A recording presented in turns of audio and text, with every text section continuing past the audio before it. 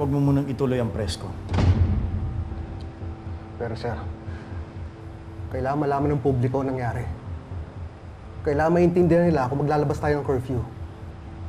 Kailangan nilang malaman kapag sigurado na tayo. Ngayon, hindi natin alam kung ano talaga ang mga babaeng yan. Hindi natin alam kung totoo talaga ang sinasabi nila. Isa pa, sa gagawin natin, tatakutin lang natin ang publiko, Ricarte. Lahat ng ito, Ricarte, ay hearsay pa lamang. Di ba? Pina-x-ray mo yung mga babae. May nakita ba kayong droga sa katawan nila? Pero sir, ibang klase itong drogan to. Hindi nakikita ng mga makina natin pag nasa loob na ng katawan. Paano pag hindi totoo ang sinasabi nila? Paano kung talagang bayaran ang mababaeng yan? O kaya, membro ng sindikato.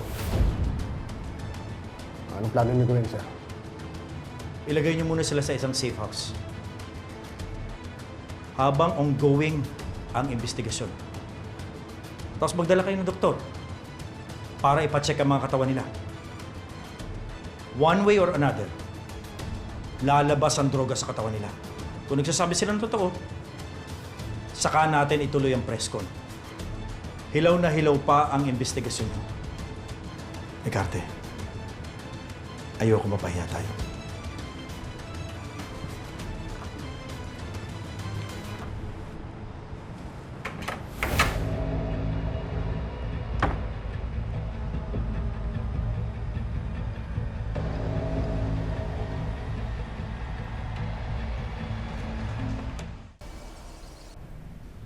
Naareglo ko na ang gulo. At Senador, napigilan ko na rin ang press con. Alam mo, General, believe ako sa'yo. Ang galing mo talaga. Tinikitan mo si Senyor Edgardo. Alam mo bang napakagaling at napakahusay tumanaw ng utaloob ng taong yon.